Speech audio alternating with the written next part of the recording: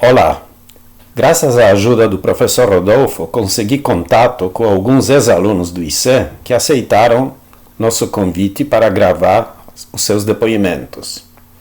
Esta palestra também foi gravada por um ex-aluno, fundador de duas empresas que nós chamamos carinhosamente de filhas do ICE. Fernando Kloss formou-se no nosso curso de Engenharia de Computação em 2005. Durante seus estudos e depois de formado, teve uma carreira profissional muito interessante.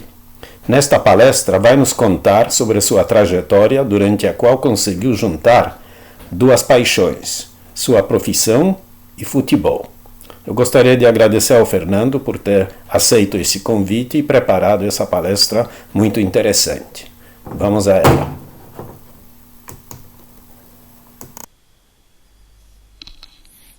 Olá a todos. Uma apresentação um pouco diferente. Normalmente é mais fácil falar quando tem um monte de gente na frente, a gente improvisa e fica mais tranquilo. Dessa vez fazendo aqui em casa, então vai ser um pouco diferente. Já peço desculpa pela minha linguagem um pouco informal, mas acho que vai ser bacana mesmo assim.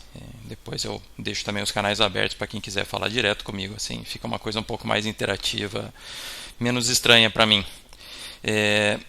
Agradeço primeiro o convite do Tomás, a indicação do Rodolfo também ao falar com o Tomás. Para mim é sempre um prazer poder falar um pouco com o pessoal da Unicamp. Unicamp faz parte da minha história, faz parte da história da minha família, então é muito legal ter essa oportunidade. Explicar um pouquinho por que eu estou aqui falando. Eu sou Fernando Kloss, eu sou da turma da Engenharia de Computação 01, fui para a área A da computação. Aí eu coloquei uma foto dos bichos no meu ano. Eu estou nessa fila, mas eu não apareço na foto, felizmente. Então uma memória a menos.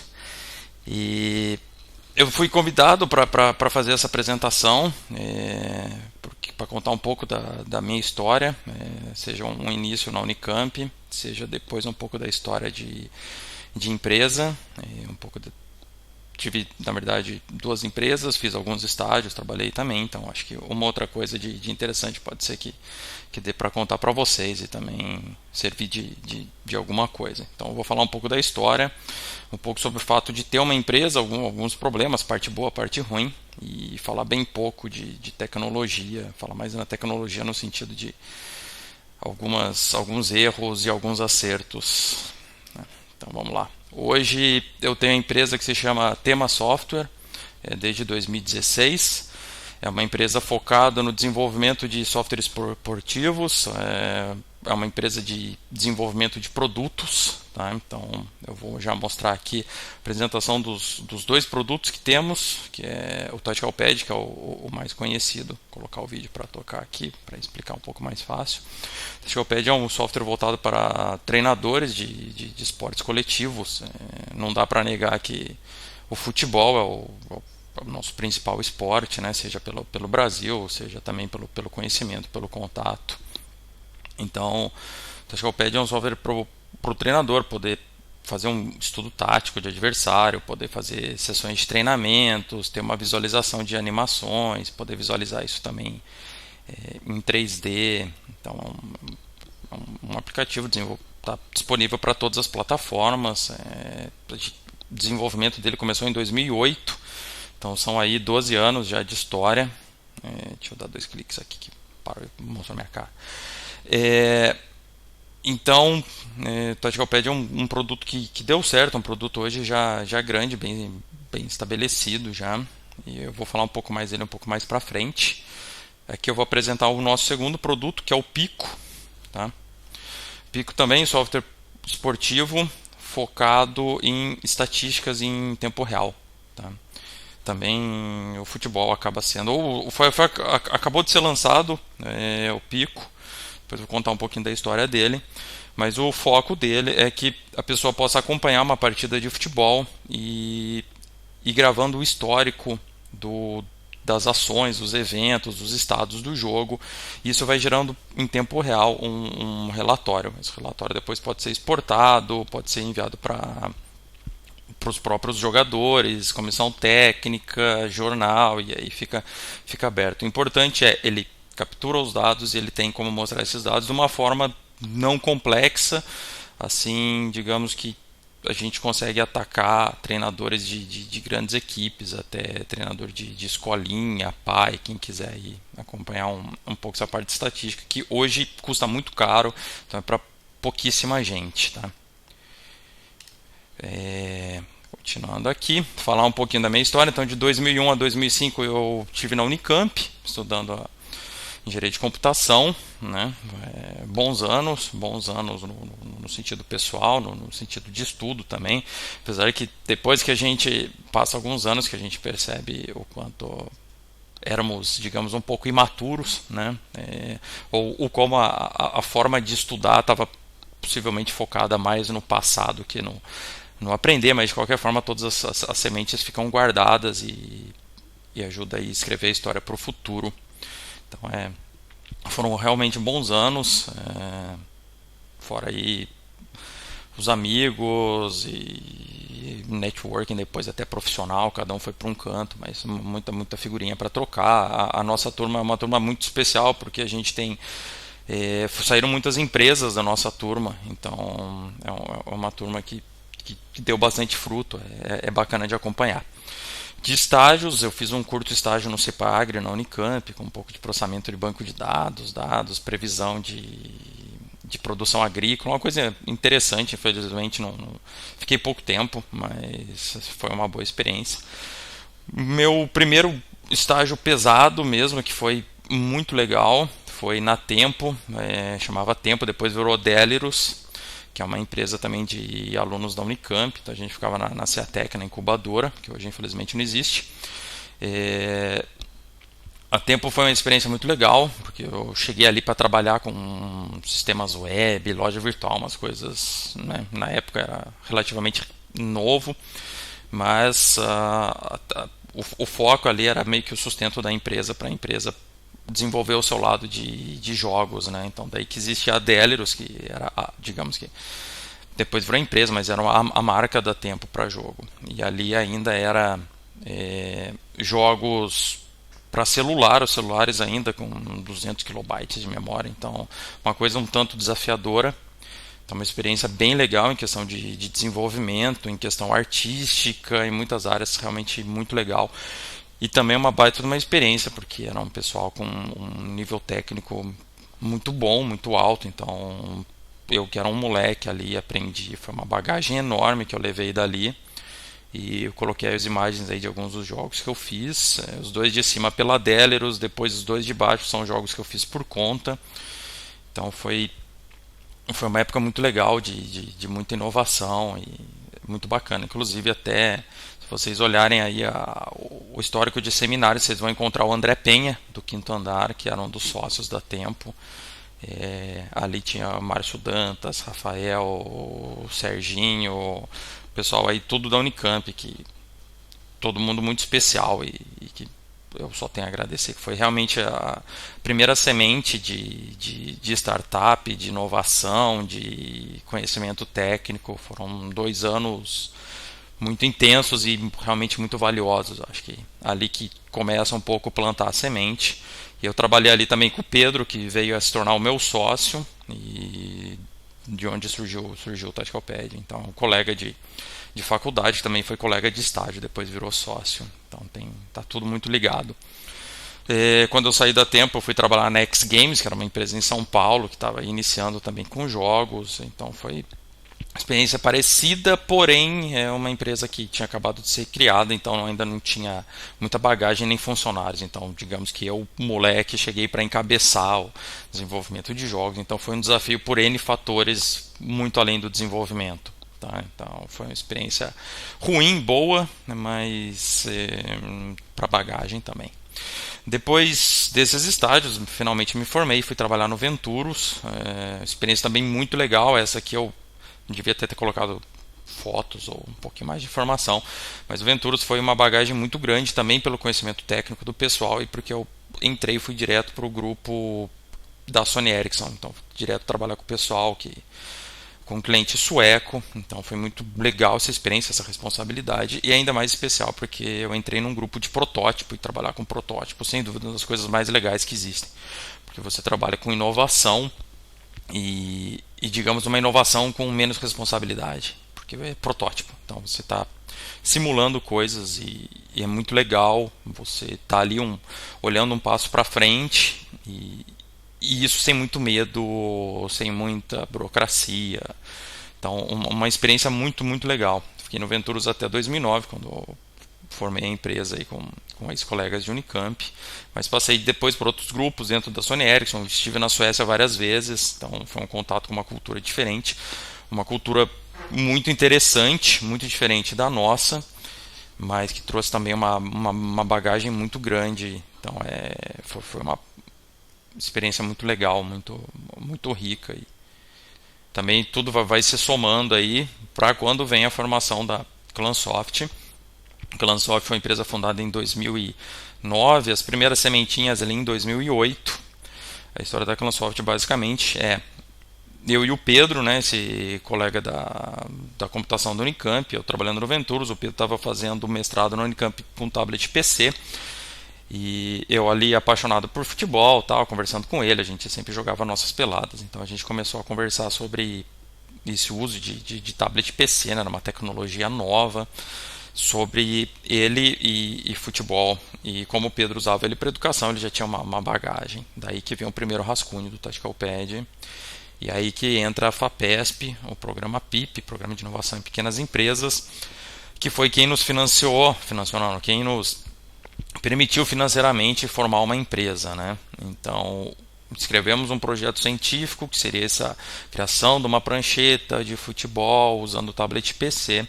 Fizemos essa submissão para o PIP, para a FAPESP, para ser julgado. E aí que veio a aprovação e que permitiu que eu pudesse largar o Venturos e ter uma bolsa de pesquisa para poder financiar, para poder dar os primeiros passos da empresa, né? Essas fotos elas são então representativas. Nós temos a primeira foto em cima, é uma reunião sobre discussão sobre funcionalidades do Tactical Pad com um profissional, o Marcos Biasotto, que era o coordenador da base do Palmeiras, e aí para a gente discutir um pouco a ideia do projeto. A segunda imagem, a imagem ali de um piso, ela é bastante significativa porque foi a nossa sala na incubadora, e ali ela vai colocar o primeiro ponto de inexperiência de empresa, que é você tá cheio de energia porque está montando a sua empresa, mas isso não quer dizer que sua cabeça seja tão brilhante. Então essa foto na verdade representa que eu, o Pedro e o Danilo, que foi o terceiro sócio, quando a gente conseguiu a sala na incubadora, a gente resolveu trocar o piso, porque era um piso de borracha antigo, e a gente resolveu trocar o piso. Para trocar o piso, ao invés de a gente cotar ou fazer qualquer coisa, a gente não tinha ali muitos fundos, o que a gente fez? A gente foi lá e resolveu trocar por conta. Então a gente arrancou o outro piso, lixou o chão, e depois a gente cortou um carpete, colamos o carpete. Todos nós passamos mal por umas 3 semanas por causa do cheiro de cola, tá? Então a gente ficou exalando o cheiro de cola por um bom tempo, um pouquinho de vômito aqui, vômito ali. Então mostra um pouquinho uma raça não pensada, né? Era muita vontade, mas né, não necessariamente objetividade. Depois uma foto de uma feira que a gente fez para apresentar o Tactical Pad, e depois talvez um grande evento, o primeiro grande evento para a gente, que foi o TechEd da Microsoft, onde a gente apresentou o Tactical Pad para um grande público. Nos tornamos um caso de sucesso, um apoio aí da Microsoft, que foi bastante importante nesse início. Então tá aí falando um pouco do Tactical Pad, como eu já falei, software para treinador de futebol, ali uma analogia com a prancheta magnética. Então algumas fotos aí para mostrar, foto de um treinador com o tablet, foto da gente com uma comissão técnica, foto de uma apresentação da gente para treinadores de futebol, falando um pouco. Então depois a gente entra um pouco mais em detalhe, mas esse foi o início da Clansoft, nosso primeiro produto. Primeiro grande desafio do produto desenvolvemos o Tactical Pad por um ano e pouco antes da primeira versão. Colocamos o filho no mundo e descobrimos que o filho era desconhecido. Então até ele começar a gerar renda foi um belo tempo. Então foi um primeiro produto, mas com tantos primeiros erros, né? Outros projetos que a gente fez na Clansoft foi o uso de GPS no futebol, um projeto tecnicamente muito, muito interessante, muito inovador. Então é um projeto de gerar um mapa de calor de cada jogador, usava um GPS ali ou no pendurado no shorts ou dentro da camiseta, e depois a gente tinha um software que processava todo esse dado para gerar esse mapa de deslocamento, gerava também o número de corridas, velocidade máxima, dava toda uma informação bastante rica para os profissionais e para o preparador físico e tudo mais.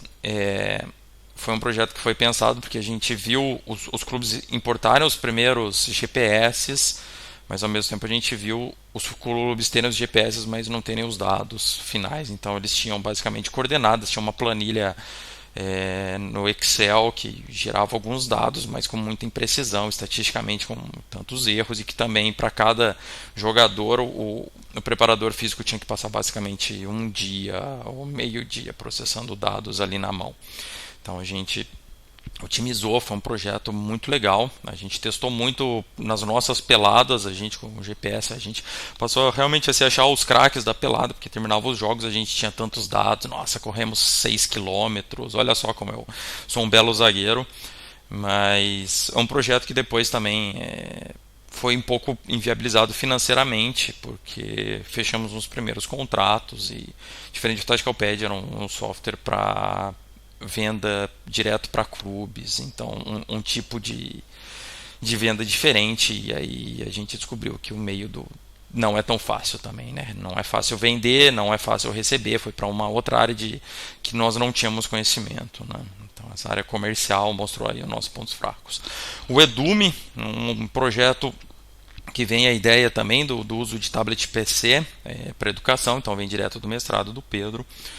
Um site com resoluções de vestibular, um site com uma certa megalomania.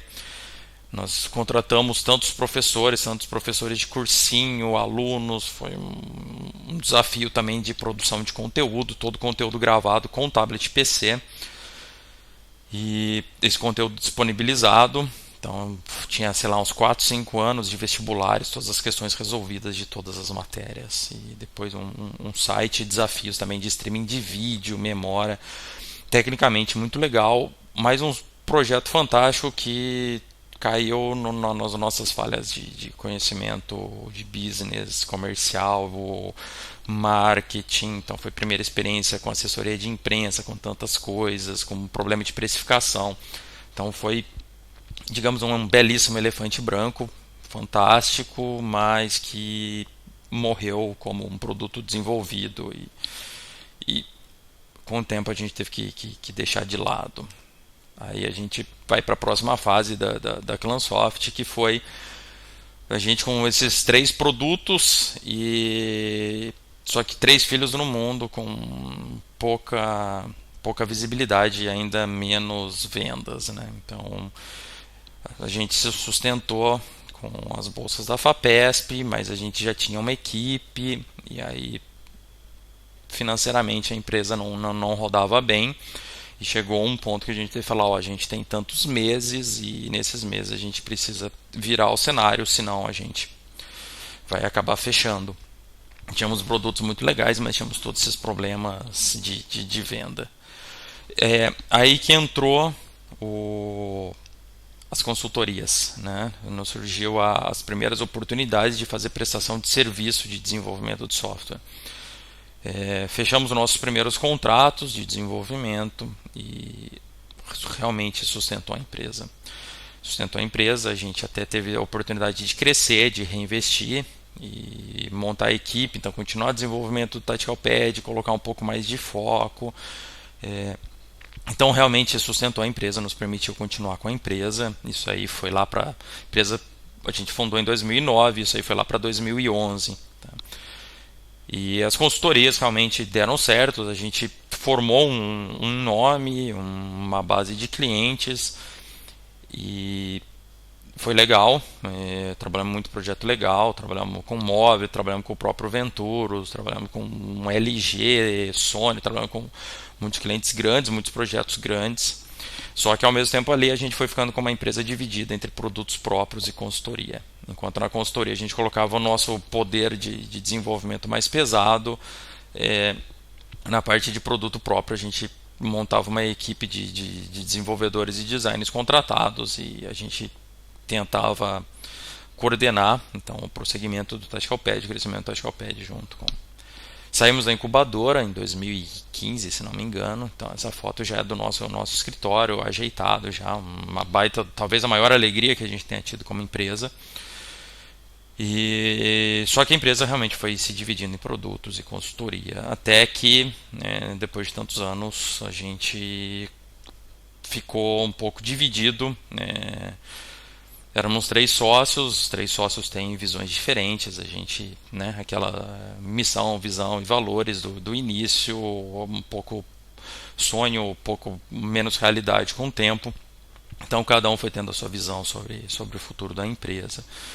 E aí, pelo menos eu falo por mim, que surge uma crise de identidade, que era estar trabalhando 12, 14 horas por dia, mas dessas horas tão poucas naquilo que gostaria que fosse a atenção máxima. Então foi um momento da gente repensar, conversar, ver a posição de cada um, e nesse momento que surgiu a separação da empresa. Então em 2016 eu fundei a Tema Software, eu deixei a Clansoft, então a gente conversou e conseguiu chegar num acordo para essa separação. Eu realmente gostaria muito de poder continuar com produtos esportivos e conseguimos chegar num acordo nessa separação.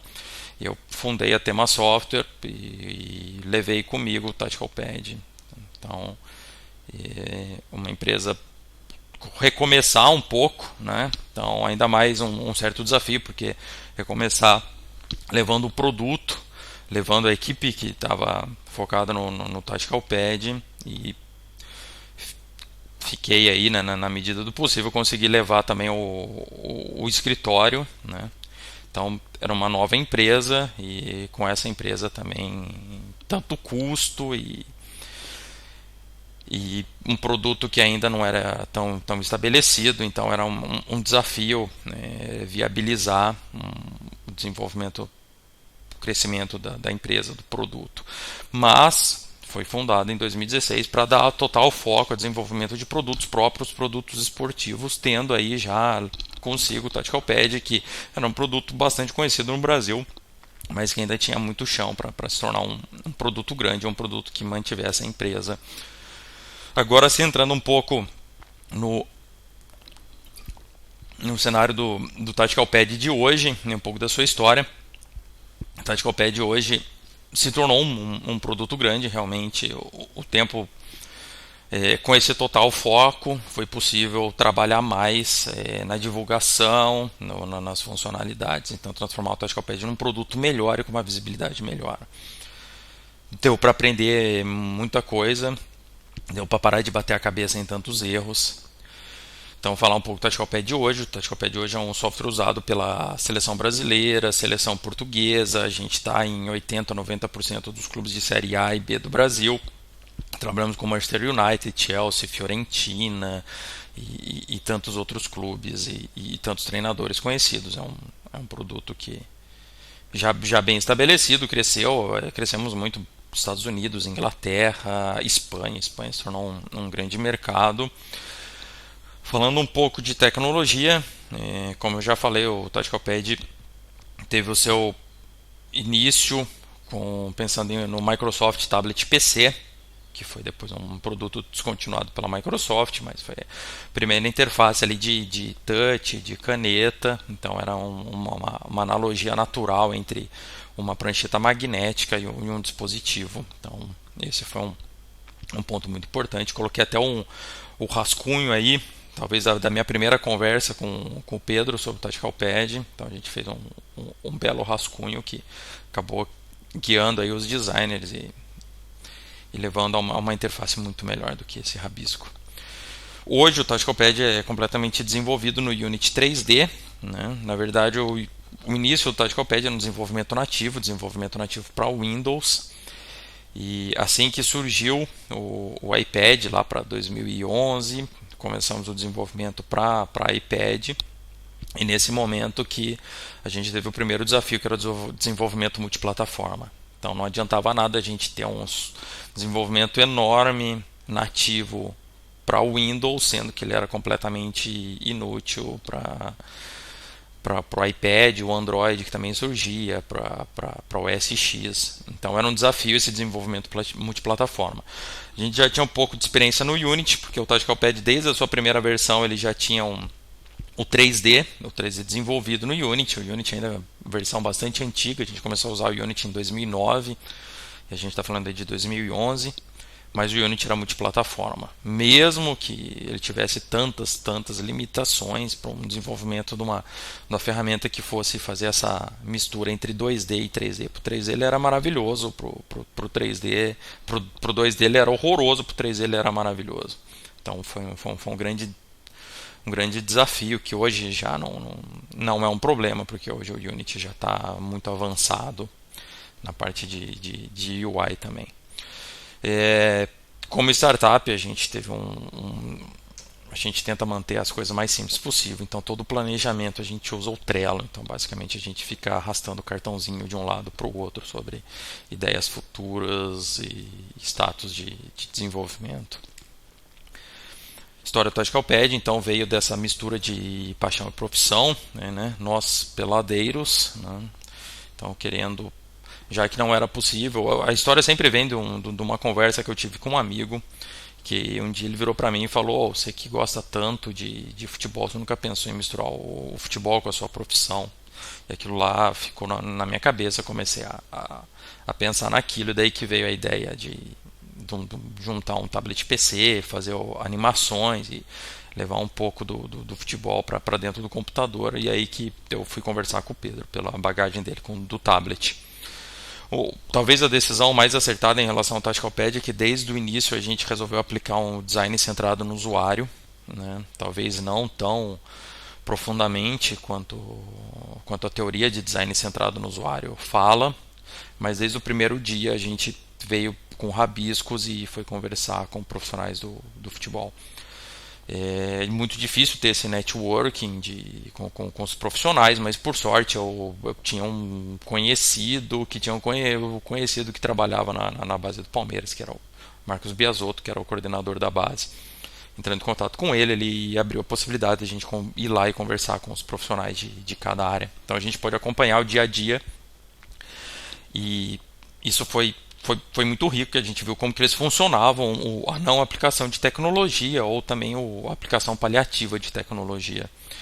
Então daí que surgiram os primeiros rascunhos, que eram rascunhos de um produto que se encaixasse naturalmente no dia a dia do profissional, e não o convencimento do profissional de pegar o seu dia a dia e tentar encaixar no nosso software. Então essa foi uma decisão muito acertada que a gente mantém até hoje.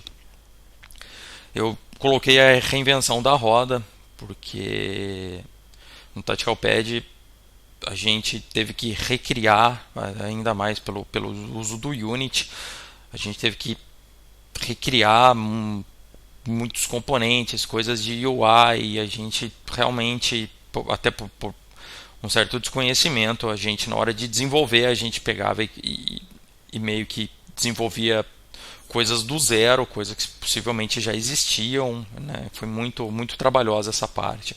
E eu pus esse ponto porque às vezes com muita vontade a gente acaba atacando o problema, mas atacando ele do zero e não vendo o que já existe, o que pode ser utilizado e esse tipo de coisa. O Unity eu até cito muito como o porquê que a gente decidiu pelo Unity também, é porque o Unity tem uma comunidade enorme, então tanto para você aprender, quanto para você tirar dúvidas, quanto para você encontrar plugins, esse tipo de coisa. O Unity tem uma bagagem enorme e isso evita realmente a reinvenção da roda de várias coisas.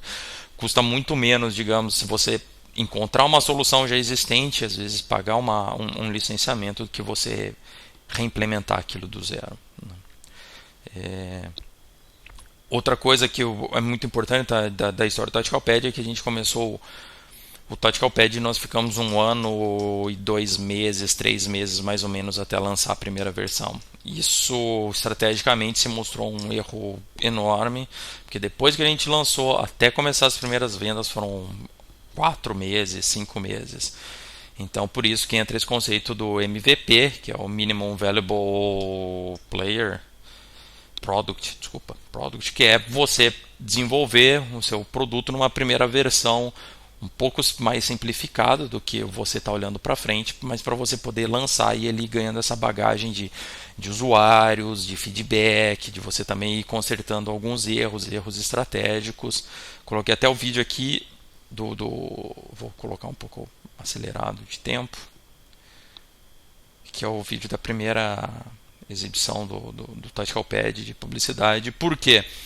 A gente lançou o Tactical Pad pensando no estado da arte. Então a gente lançou uma ferramenta que já tinha 2D, já tinha animação, já tinha 3D, já tinha 4 esportes, então futebol, futsal, basquete, handball, já tinha análise de vídeo, já tinha um sistema de projeção só de campo. Então a gente criou uma solução completa que a gente julgava que era o estado da arte, que era onde a gente gostaria de chegar. Só que ao invés da gente começar a lançar uma primeira versão e depois ir atualizando, colocando as funcionalidades, a gente simplesmente já lançou uma primeira versão com todas as funcionalidades. Tá? Então foi um erro estratégico. Então levou tanto tempo para desenvolver, depois tanto tempo para começar a vender. Então foi um erro que, por sorte, a gente não repetiu. Quando a gente passou para a versão multiplataforma, a gente já lançou uma versão mínima, então a versão para iPad só com no 2D não animado, depois com animação, depois com 3D.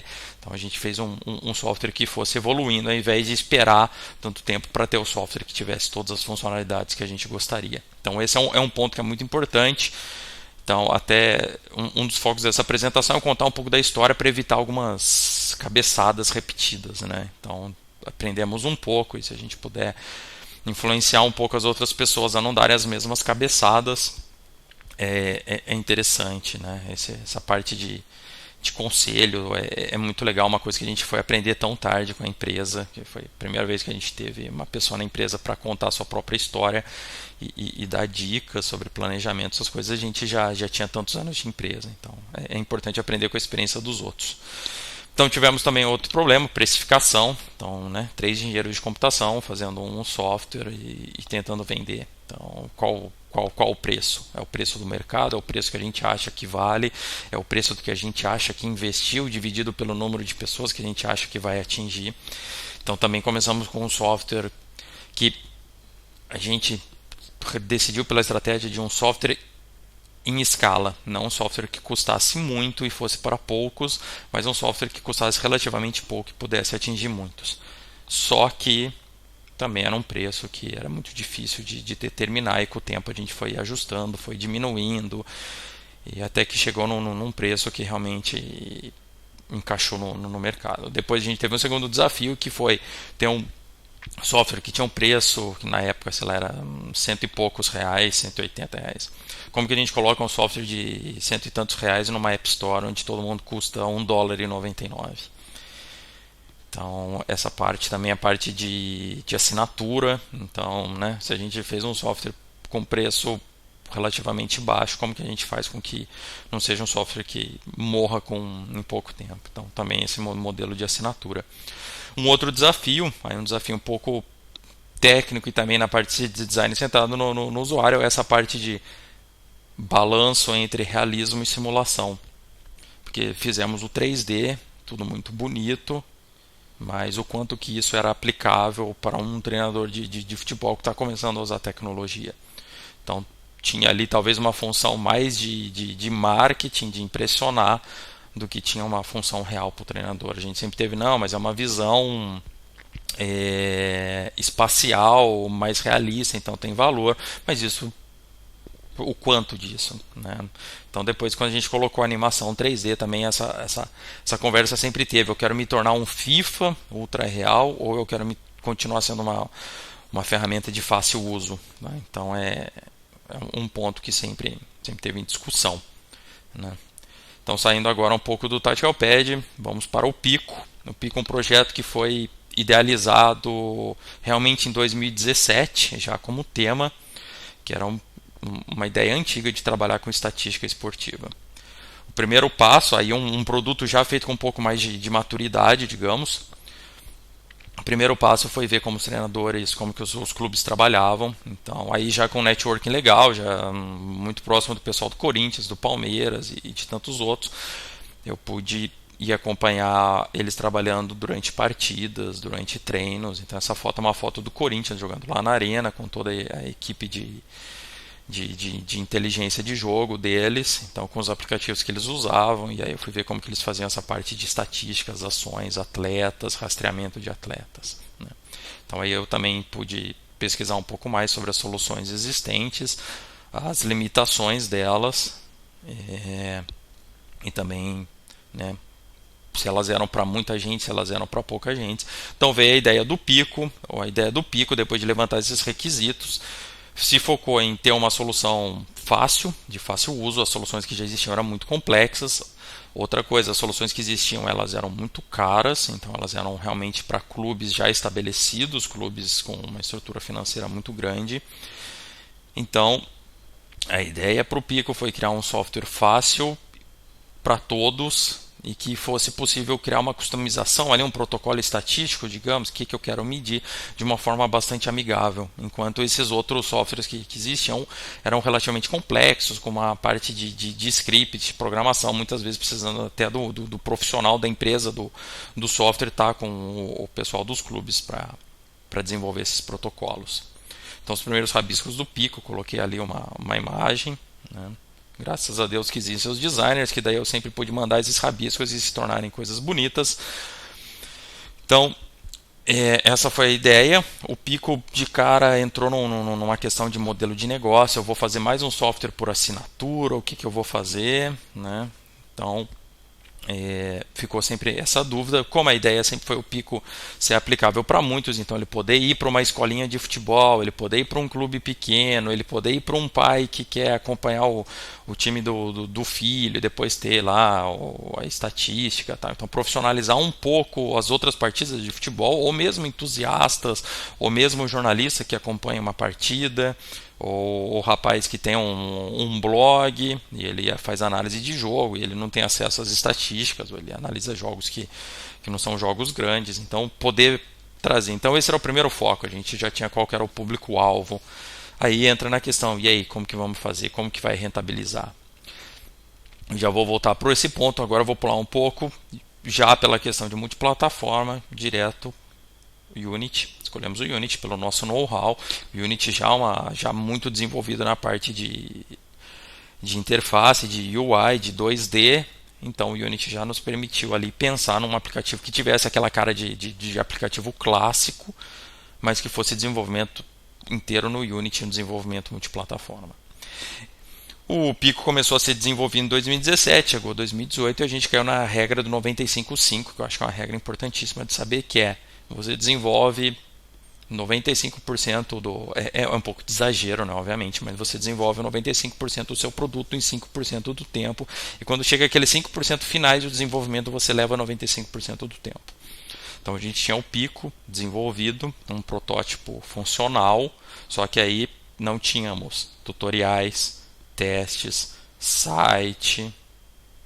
Então é um modelo de negócio, uma parte de contas. Então toda aquela parte que eu tenho um software que funciona, eu quero pôr ele no mercado. Mas aí eu tinha aquela parte final que era muito difícil.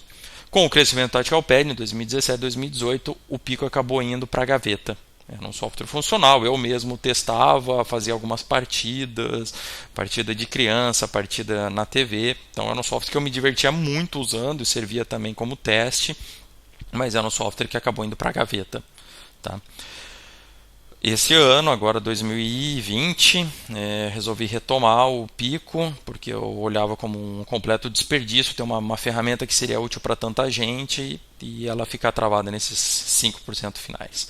Então, a decisão de modelo de negócios acabou mudando, que foi o Pico se tornar um software gratuito, o Pico se tornar um software então, muito mais fácil para gestão de contas de usuários, esse tipo de coisa.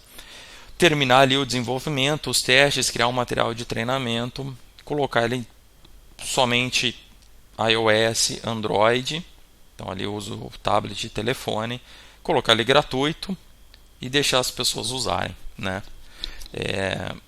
Mas aí você pergunta, pô, é legal, né? Que bonito colocar um software gratuito, né? Mas e aí, de onde que vem a sua recompensa? O Pico tem algumas frentes. Uma é, se ele se tornar um grande software, conhecido, ele passa a ter um valor de marca. Isso é uma coisa que a gente sempre tem que ter em mente. Então, se é uma marca forte, se depois ele vai ser comercializado, se depois ele vai ser adquirido por outra empresa, o que vai acontecer é questão de definição futura, mas você tem um produto que tem um grande valor de marca. Um outro contraponto do Pico, que obviamente é claro, é jogo limpo, é que o Pico faz uma captura estatística anônima, né, de um pequeno percentual das estatísticas tiradas do aplicativo. E para quê? É uma base rica de dados. Então é um dado que é possível depois colocar um pouco de machine learning, aplicar um pouco de IA, um pouco de ciência de dados para você tirar informações valiosas sobre os esportes, né? Então essa é uma motivação também, uma motivação futura. Então criar essa base de dados anônimos. Então um dado que não é que eu estou pegando informação de jogador XYZ, não me interessa. Eu só quero conseguir tirar alguma inteligência, né, algum comportamento, algum padrão na sequência de ações de esporte. Então isso é um dado rico. É um dado que pode criar um software que seja um pouco mais autônomo também. Então, uma coisa cientificamente rica. Então, esse é também um contraponto. De qualquer forma, a grande motivação para o lançamento do Pico nesse modelo era um software bom, útil, que poderia ser útil para tanta gente e que ele estava na gaveta. E o primeiro ponto é não faz sentido ter um software na gaveta se eu lançar ele não me tem custo. Então o Pico foi lançado com esse modelo, é um software que acabou de ser lançado, foi lançado em março desse ano, então ainda não foi feita a grande divulgação, ainda tem updates que a gente deve lançar, então é um software, é um experimento, mas é um experimento muito mais divertido, muito mais rico dessa forma do que uma gaveta, né? Agora eu vou puxar para algumas experiências pessoais. Então eu fui aí de 2009, início da Clansoft, até 2020, hoje com a Tema. Tocar em alguns pontos que eu acho que ajudaram nessa experiência da empresa, que é um pouco quebra de realidade, né? Então depois de 2009 até 2016 com a Clansoft, até que chega uma certa crise de identidade da empresa, uma crise de identidade minha. Então, formando uma nova empresa, depois que forma a empresa, você passa a ter todos os desafios de ter que fazer financeiro, comercial, manter uma equipe, toda essa parte, todo esse estresse. Teve também estresse da separação da empresa. De repente você está esgotado, né? Então isso acaba, digamos, com a sua parte criativa, com o seu olhar para o futuro, acaba um pouco com o seu julgamento para decisões, para novos produtos. Aí que entra muito a necessidade de mudança.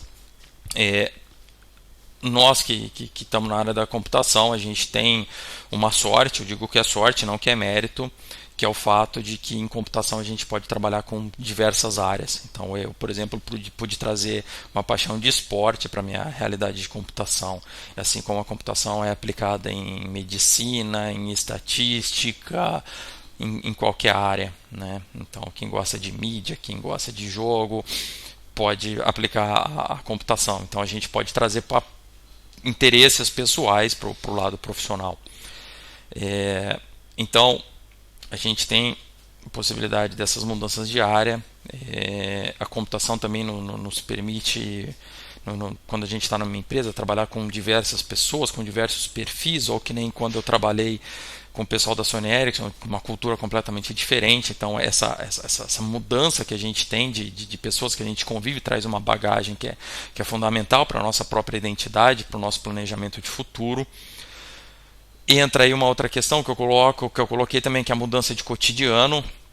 Essa eu coloquei porque eu acho que de vez em quando, quando eu fundei a Tema, eu estava ali, ia para o escritório, trabalhava o dia inteiro, depois voltava para casa, caminhava um pouquinho, depois comia e ia dormir. Então eu tinha um cotidiano muito fixo, uma mentalidade muito fixa nos problemas da empresa, no desenvolvimento, todas essas coisas, e de repente você fica com um cotidiano muito fixo e isso cada vez mais vai te limitando. Eu conto agora uma experiência pessoal que não é mérito meu, na verdade é muito sorte. Mas hoje eu tô morando na Itália, é uma coisa que a computação nos permite, que é essa mudança até física, mudança de país.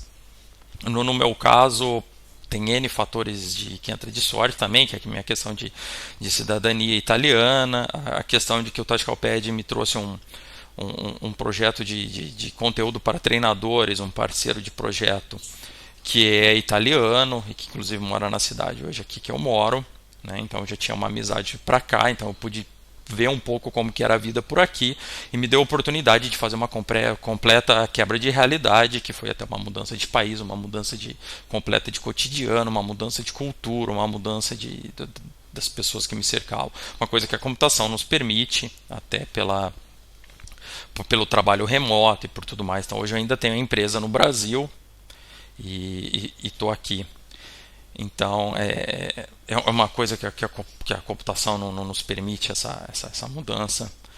E vindo para cá houve uma mudança completa de realidade, uma mudança cultural muito grande e também finalmente eu pude parar e começar a descobrir novos interesses. Estando aqui na Itália, obviamente que a gente tem um contato com história enorme, Roma que está relativamente perto aqui, então poder visitar, poder ter esse contato, ficar fascinado com tantas coisas, então permitiu, por exemplo, eu criar uma nova paixão, que é essa parte de história, e daí trazendo um pouco da história para a parte de 3D, então pude aí começar a estudar novas coisas no Unity, coisas de 3D, de modelagem e tendo como um pano de fundo aí, plano, não sei qual, trazer um pouco essa questão da história. Então estou aqui numa cidade que se chama Lanciano, uma cidade pequena e que tem uma história muito longa, e aí eu fiz esse projetinho de uma simulação 3D de como era a cidade em época romana, para o que tem hoje, então que templo que virou qual igreja, esse tipo de coisa, que foi um projeto que eu comecei a fazer não com um interesse comercial, qualquer coisa, mas simplesmente como uma motivação para estudo. Então eu queria um pouco estudar uma parte de história, eu queria muito estudar um pouco a parte de 3D, de modelagem. Então foi um projeto paralelo aí que deu. Então criar novos interesses é muito bom até para a gente trazer. Então eu ganhei muito conhecimento que depois eu apliquei no próprio Tacticalpad. Outro projeto que eu fiz aqui foi também uma parte de terreno 3D, uma coisa de mapear dados de elevação da região e trazer isso e isso virar um terreno no Unity em 3D, depois aplicar uma textura que veio de Google Earth e nisso, tecnicamente, você de repente foi um projeto que de repente ele pegava um monte de dados de um formato estranho, né, de elevação de terreno, e que de repente se tornava uma textura, um mundo 3D com montanha, com aplicação de terreno e tal. Projeto também muito legal para trazer muito conhecimento. Mas a questão, o ponto nisso tudo é que, em paralelo, digamos que essa mudança de realidade trouxe novos interesses. Esses novos interesses trouxeram também curiosidade de aprender coisas novas, mas que também não ficassem longe do meu lado profissional. Então, aplicar um pouquinho do tempo para fazer, fiz cursos, Coursera está aí com tanto curso gratuito, pude fazer alguns cursos de herança cultural, projetos 3D para a cultura, esse tipo de coisa. Então, contatos com outras realidades que trouxeram um pouco de conhecimento, interesses, e esses interesses eles trazem tanto valor para os projetos que eu tenho hoje na área esportiva, como eles trazem também até uma ideia aí para projetos futuros em outras áreas, né? traz também hobbies, traz essa possibilidade de fazer protótipos. Então é muito legal. Por isso que eu coloquei essa questão da cesta livre, que é uma coisa que se discute muito nas empresas de computação, que é de repente ter a cesta livre para os funcionários fazerem seus próprios projetos. É uma coisa que eu encorajo muito, depende da realidade de cada empresa, mas se você deixar o seu funcionário ser criativo em projetos próprios, ele também vai ser criativo no seu projeto. Então é um modo que deixa ele mais motivado e que também traz conhecimento e traz valor para a sua empresa.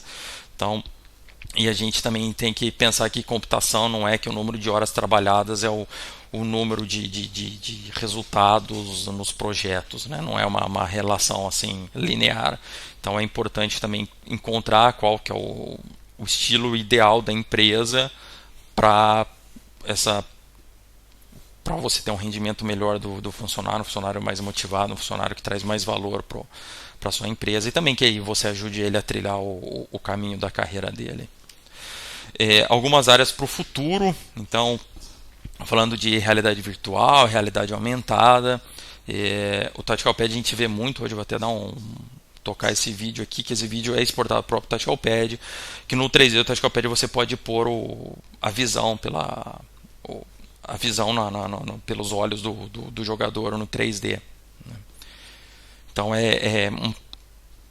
é uma coisa a se discutir, porque hoje você tem lá o óculos, você tem o Vive, você tem alguns dispositivos para colocar a pessoa dentro ali do 3D. A questão que entra aqui, que são esses pontos que eu coloquei, ainda é inviável por custos para o público final. Eu posso investir um dinheiro, eu posso comprar um Oculus Rift, posso comprar um Vive, que vai custar para a empresa, sei lá, $1.000, mais uma placa de vídeo de $500, $1.000, para ter um negócio rodando legal. Só que clube, qual a minha base de usuários do Tactical Pad que vai poder ter esse dispositivo em casa? Então são poucos. Outro ponto, ele agrega no aprendizado do atleta, essa imersão do 3D vai fazer com que o atleta tenha uma visão diferente, vai ser uma interação que vai trazer esse conteúdo. E aí entra num ponto final, que é uma última pergunta que eu não coloquei aí, que é: vale a pena como marketing? Possivelmente como marketing hoje seria o que valeria mais a pena, porque para eu de repente conseguir uma pauta da imprensa para mostrar o software, levar num clube, fazer uma cena ali onde tem um atleta famoso usando e falando, olha o futuro aqui, você tem muito ganho de mídia, um ganho de mídia possivelmente que vale mais do que se você pegasse esse mesmo dinheiro que você investiu para desenvolver. Se pegasse esse mesmo dinheiro e você fosse comprar um espaço de mídia, sairia mais caro. Mas tem todo esse balanço aí, até por isso que eu coloquei aquela parte de realismo, simulação, o que vale a pena. Mas é uma área para o futuro, é uma área que, né, com o tempo também vai baratear, vai gerar bastante interesse. Então é uma coisa que a gente realmente está de olho, né? Algumas outras ideias para o futuro, que nem já falei, para o Pico, parte de inteligência artificial, parte de machine learning, a parte de ciência de dados, o que a gente pode tirar desses dados estatísticos do Pico, o que a gente pode tirar também dos treinos do Tactical Pad. Seria possível de repente o Tactical Pad começar ele a sugerir treinamentos, ele começar a sugerir táticas para o treinador baseado naquelas informações. Então tem toda uma parte de inteligência artificial, uma parte aí que é bastante interessante e que fica aí como áreas para o futuro, para investir, para aprender. Então seria interessante também, como eu falei, de cursar esse tipo de coisa, cada vez mais estudar esse tipo de coisa, fazer pequenos protótipos e motivar um pouco nessa área. Parte de imersão 3D, que é uma das coisas que hoje me interessa mais. Então, até falando um pouco da parte de museus, a parte de enriquecimento histórico, é fantástico aqui na Itália poder visitar ruínas romanas, é tudo fantástico. Aí você vai na internet, você vai encontrar vídeos mostrando como elas eram em 3D. Outro lugar você vai ter realmente um VR lá para você ver ali mais ou menos como era. Então essa parte de imersão 3D é muito legal, e aí é um ponto que eu coloquei, que é uma coisa que motiva, que é enriquecer essa experiência em museus, em galerias de arte, em parques arqueológicos, ou trazer isso para dentro, de repente, de um jogo, esse tipo de coisa. Então tem muito conteúdo, muita gente que também se interessa por esse tipo de história, de uma realidade antiga, e de repente começar a conseguir trazer isso com uma imersão que realmente cative as pessoas, né? Ali eu coloquei alguns thumbnails que são uma coisa que também eu acho muito legal, que é o escaneamento 3D, que hoje você pode fazer com um conjunto de fotos, depois passa por um software com Magisoft, você gera um modelo ultra realista ali. Então eu escaneei uma outra coisa aqui no Museu da Cidade, alguns modelos de terreno, algumas coisas ali em 3D. Então 3D é uma coisa que me motiva bastante. Bom, por fim, acabou. Foi uma apresentação tanto quanto biográfica, né? Puxa até um pouco a sardinha, até é um pouco desagradável isso, mas a ideia era contar um pouco dessa história, mais para contar algumas cabeçadas do caminho, um pouco do que deu certo, um pouco do que deu errado, um pouco do que se pode fazer. Seria legal essa apresentação ter sido na frente de todos para ter esse feedback, para ir guiando um pouco o que é falado.